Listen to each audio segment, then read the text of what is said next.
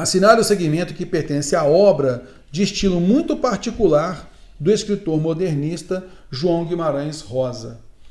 Então, aqui o João Guimarães Rosa, ele trabalha, né, ele trabalha assim como mote, como plano de fundo, ele mostra o sertanejo, ele mostra o sertão e assim por diante, tá legal? Ele, de certa forma, transmite isso. Eu vou ler cada um só para a gente ter uma noção da ideia geral, tá? O sertanejo é, antes de tudo, um forte, estou mostrando que o sertanejo é forte, não tem um raquitismo exaustivo dos mestiços neurastênicos do litoral, a sua aparência, ao primeiro lance de vista, revela o contrário, falta ali a plástica impecável, o desempenho, a estrutura corretíssima das organizações atléticas. Então aqui falando muito do perfil físico, né? Físico do sertanejo, tá? Ok. Esta imensa campina que se dilata por horizontes infindos é o sertão de minha terra natal.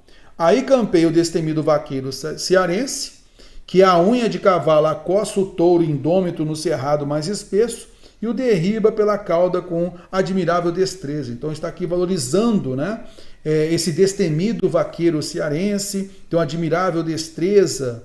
Ao morrer do dia, reboa entre os mugidos das reses a voz saudosa e plangente do rapaz, que aboia o gado para o recolher aos currais no tempo da ferra.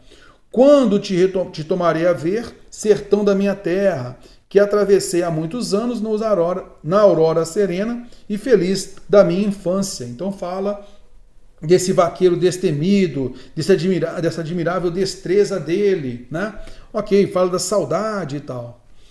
Na letra C, na planície avermelhada, os juazeiros alargavam duas manchas verdes. Os infelizes tinham caminhado o dia inteiro, estavam cansados e famintos.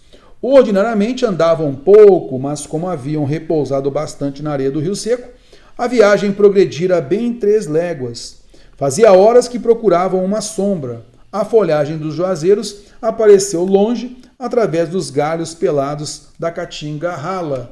Aqui falando mais assim uma descrição do ambiente, né? O ambiente físico aqui, ok. Essa descrição física, né? E agora eu queria falar um pouquinho sobre a visão, né, que se tem de João Guimarães Rosa. Então aqui é um detalhe importante. Então ele cria vários neologismos, ele inventa palavras, tá? Então na parte da linguagem, essa parte então, do neologismo.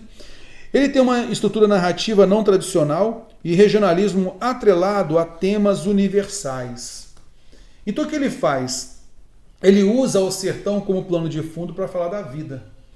Ele usa o sertão como plano de fundo para falar sobre a felicidade, para falar sobre a vida.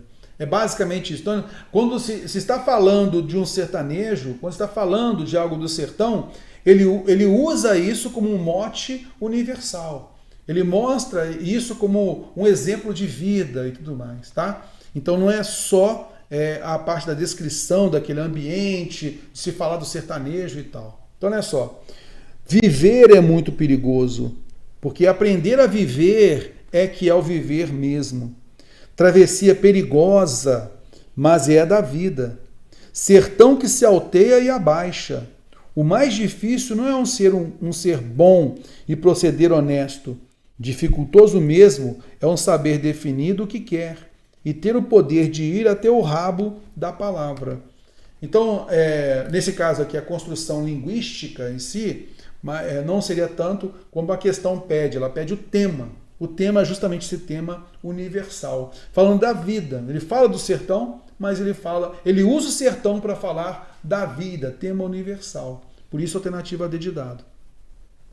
Alternativa tchá-tchá-tchá era um pássaro madrugador que anunciava antemanhã, primeiro que o gado de Campina, que toda a orquestração das matinas, um chechel desgracioso, cor das barreiras enferrujadas, a que os escravos davam caça, a bodoque, nos dias de folga, porque regulador que não se atrasa lhes marcava pontualmente o início das tarefas diárias.